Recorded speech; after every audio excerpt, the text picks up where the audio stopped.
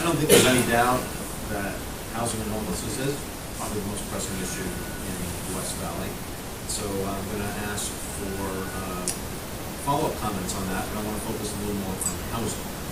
I think most people agree that increasing the stock of housing is one of the ways that you increase affordability and address homelessness.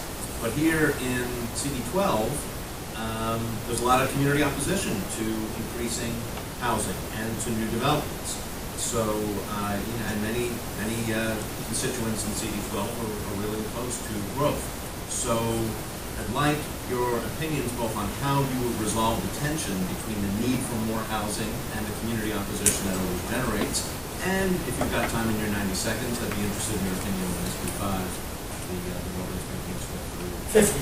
The SB5, thank you. The winter bill that would make increased density near high-quality transit by right and basically override city zones. So with that easy question, we'll start with Jeff. Okay, very quick, going backwards. SB 50, the Wiener Bill, even with the proposed amendments I'm against. Philosophically, we don't have a system where we should have Sacramento or Washington, ideally, tell us locally what we can or cannot do. I think we should be up to the local community philosophically, so I'm against SB 50. When it comes to preserving open spaces in CD12, which is one of the things that makes living there, one of the reasons I chose to live there the last few years, important. In balancing with housing, there's no question that it's not going to be popular, that we need to build smart housing. We need to sit here and change the culture of bureaucracy, and I'll touch on it later if I get a chance, of the city so that it doesn't take 5 years or more to finance and get permits to do any type of housing, whether it be affordable or otherwise. And we're going to have to do it along some of the transportation corridors we need. We need to just have a place for, I have 4 kids, where are they going to live? I'd like to have them have some place they could one day afford to live, and not just have all their money going to paying for apartments. How to get with the community. My passion and skill for 25 years has been empowering people who never get involved, not people who are on neighborhood councils, for example, to actually get involved. So those people are passionate, which is the first side of the issue on housing. I'm going to get people together so that instead of someone from the Sacramento or from City Hall telling them what to do, which doesn't work, you can educate them all you want. I want to get people together in small groups so they are part of solutions too. And that's how it will bridge the gulf of having everyone just being against another. Oh, so why don't you do that to Jeff? Thank you. Like Jeff, I am also opposed, as currently written, to SB 50. Not only does it take away local zoning control from the city, but you're going to change neighborhoods.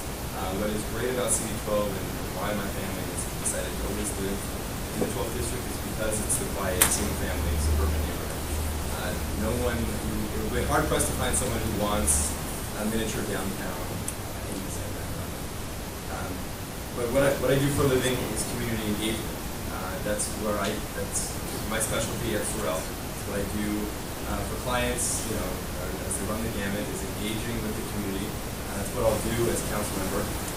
But this may not be the most popular opinion of people around here, but I think giving neighborhood councils a little bit more authority, you'll incentivize residents that aren't just cut of one cloth to engage with the neighborhood councils. You might have a better representation as to how the community views development. I know in East Chatsworth we are for balanced development. We work hand in hand with developers as they come before the land industry, which I'm the secretary of. We work together. We find common ground solutions to developments.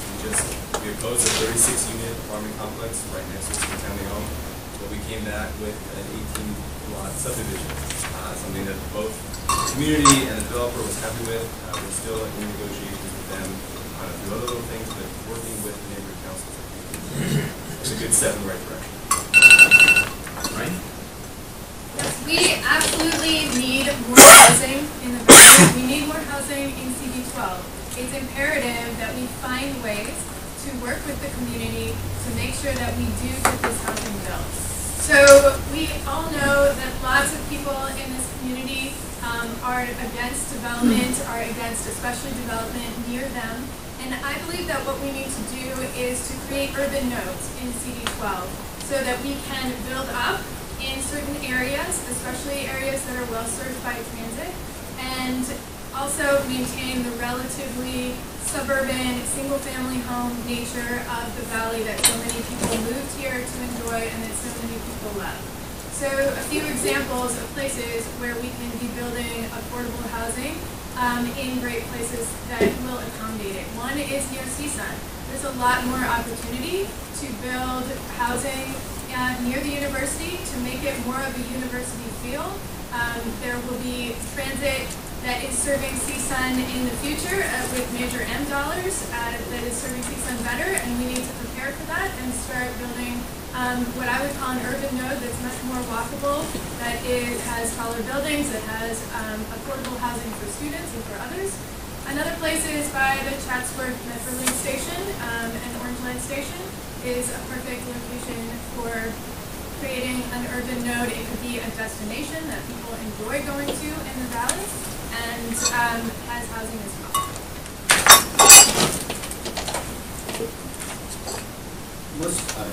All of you are from the valley or do business in the valley. If I would have told you 5 years ago that I was going to build a 90-bed shelter in the middle of Northridge, what would you have told me? You would have told me that I was crazy. But because of the trust of this community, I know how to. I've worked with this community. I have the trust of this community. When we've worked with them to put a shelter there, the organization was great, but we worked with them. We found out what was important to them.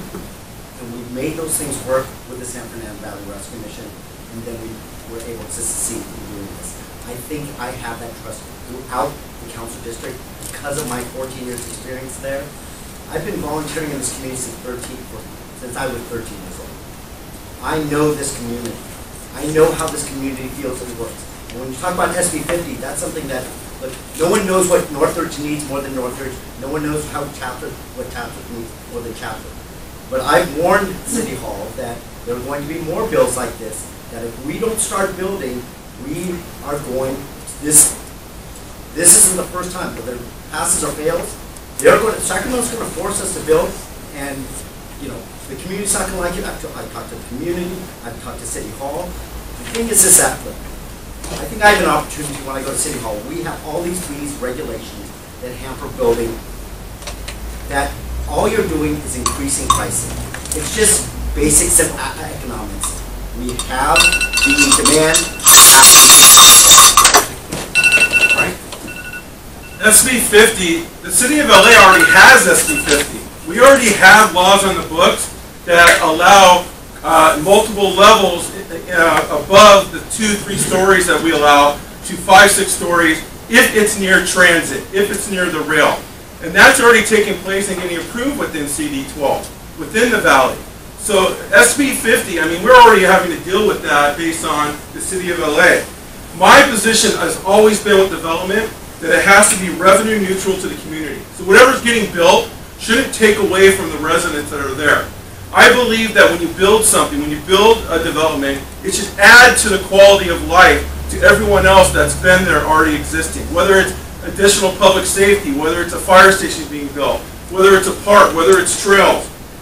Senior housing, if you give tax breaks and incentives and fee reductions for developers that build senior housing, seniors will gladly go and move in because it's more secure. They're going to get food, they're going to get entertainment, and that then opens up single-family homes that we don't have today. In-law homes. We have a lot of ranch properties where they're looking to see if they like to build in-law homes. We just have to be careful that it doesn't take away from the nature of the community, the environment, parking off-site. And then something that I did up in Santa Clarita that has been very positive is you now see us doing multi-level residential with retail on the bottom. So we got to look at those opportunities where we can keep the retail nature below, yet allow for those condos, townhomes, and apartments. Frank, Stella? Affordable housing is, I think, one of the most complicated issues of our time, and the way I wrap my head around it is, if tomorrow an earthquake happens and 50,000 people are left in the street, we're not going to sit and say, let's come up with a long-term solution to house these people. These are our homeless right now in the streets I'm talking about. So we're going to find parking lots, we're going to find immediate solutions to house them. So that's one sector. Then Then we're talking about transitional affordable housing units, where it can be partially government funded and partially nonprofit funded, grants from federal government.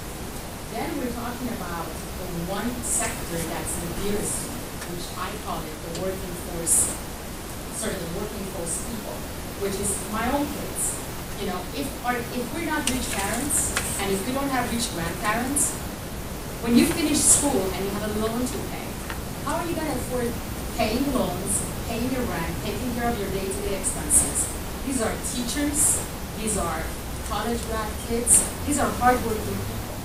So we need to think about, when we think, oh, we don't want poor people in our neighborhood, or affordable housing looks a certain way and makes our houses or our communities ugly, we have to change that. We have to think about how we can create a green space to enhance affordable housing and benefit the community at large.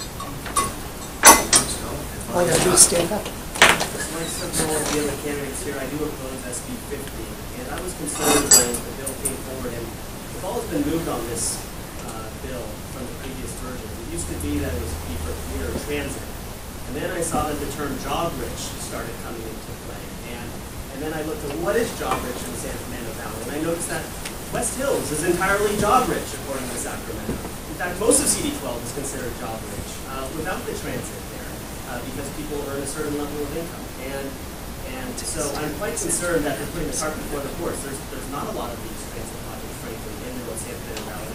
I've been talking for years with Metro about how we need more investment in transportation, including rail through this overpass. But we're not there yet. And so the idea that we're going to upzone San Fernando Valley and Northridge would be most effective, according to the LA Times, that concerns me. I do think that we need to find ways, creative ways to increase the housing stock. Part of that is allowing people to build these accessory dwelling units on their property. Since it was legalized in Sacramento, it's been very popular. I think we need to encourage that. Also, you see developments in the North Valley, like the MGA property, for instance, that is mixed use, that incentivizes employees living close to their place of work. That's a good idea. We should be encouraging businesses to take initiative like that. Finally, as far as dealing with the public that can sometimes be intransigent on this, I know this. I've hosted dozens of town halls with Congressman Sherman. I brought people together.